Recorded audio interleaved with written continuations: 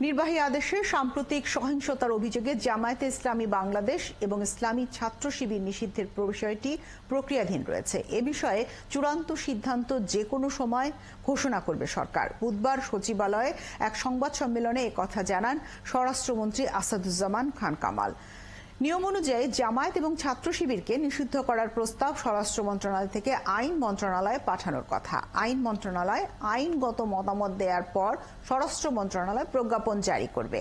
জামায়াত যুদ্ধাপরাধের বিচারের জন্য কয়েক বছর আগে ট্রাইব্যুনালের তদন্ত সংস্থা তদন্ত কাজ শেষ করে, তবে সরকারের সিদ্ধান্তহীনতায় মামলা দায়ের হয়নি।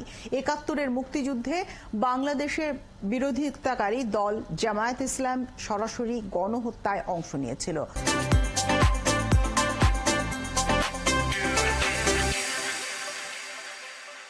জামায়াত এবং তার ছাত্র সংগঠন ইসলামী ছাত্র শিবির সে বিরুদ্ধে বহুবার সন্ত্রাসী কর্মকাণ্ড এবং জঙ্গিবাদে মদদ দেওয়ার অভিযোগ রয়েছে, কিন্তু বড় দলগুলোর ছত্রছায়ায় সাংগঠনিক শক্তি বাড়ানো এবং ক্ষমতার অংশীদার হয় দলটি।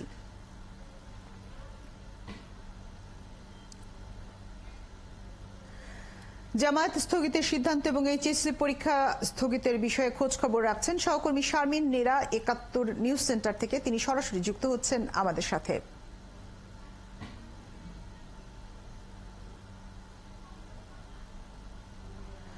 নীরা, জানতে চাই আপনার কাছে স্থগিতের প্রজ্ঞাপন আজ আসতে পারে কিনা এবং এইচএসসি পরীক্ষা স্থগিতের বিস্তারিত বিষয় যদি জানান।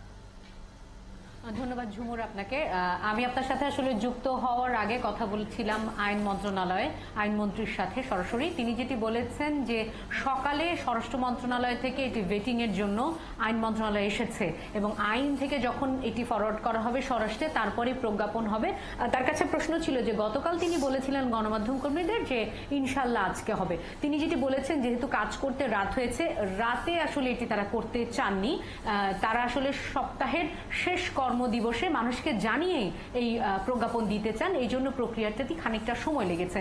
সকালে আমার কাছে যে তথ্য, সকালে এটি স্বরাষ্ট্র থেকে আইনে গিয়েছে এবং তিনি খুব দৃঢ়ভাবেই আমাকে বলেছেন যে আজকে অবশ্যই এই প্রজ্ঞাপন হবে।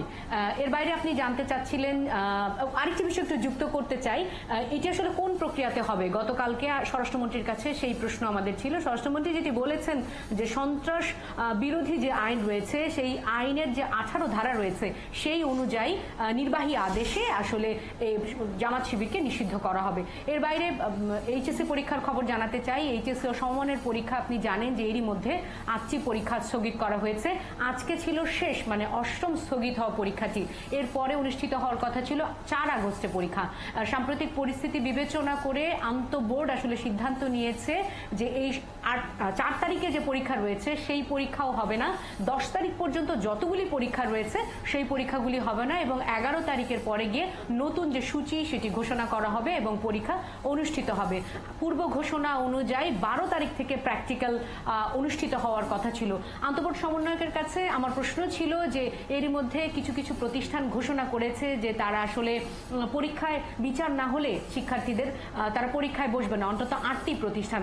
আন্তঃবোর্ড সমন্বয়ক যেটি বলেছেন যে কোনো ধরনের কোনো লিখিত কোনো দাবি তাদের কাছে এসে পৌঁছায়নি। হয়তো শিক্ষার্থীরা সোশ্যাল মিডিয়াতে এই ধরনের বিবৃতি দিয়েছে, কোনো লিখিত কোনো দাবি না এলে তারা আসলে ওই বিষয়টি, শিক্ষার্থীদের ওই দাবির বিষয়টি তারা আসলে পুনর্বিবেচনা করতে পারেন না।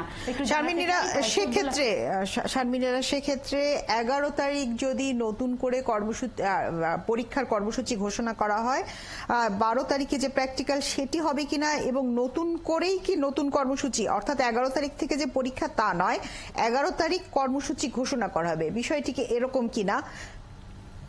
না না, আমি একটু জানাতে চাই যে 2-1 দিনের মধ্যে তারা রুটিনটি দিয়ে দিবেন বলছেন। আমরা আশা করছি আজ বৃহস্পতিবার, শুক্র শনিবার ছুটি, হয়তো রবিবার নাগাদ তারা সূচি ঘোষণা করবেন এবং সেই পরীক্ষাগুলি 11 তারিখ থেকে অনুষ্ঠিত হবে। তবে আমাদের প্রশ্ন ছিল যে পরীক্ষাগুলি 30 জুন থেকে অনুষ্ঠিত হয়েছে সেগুলিও হবে কিনা।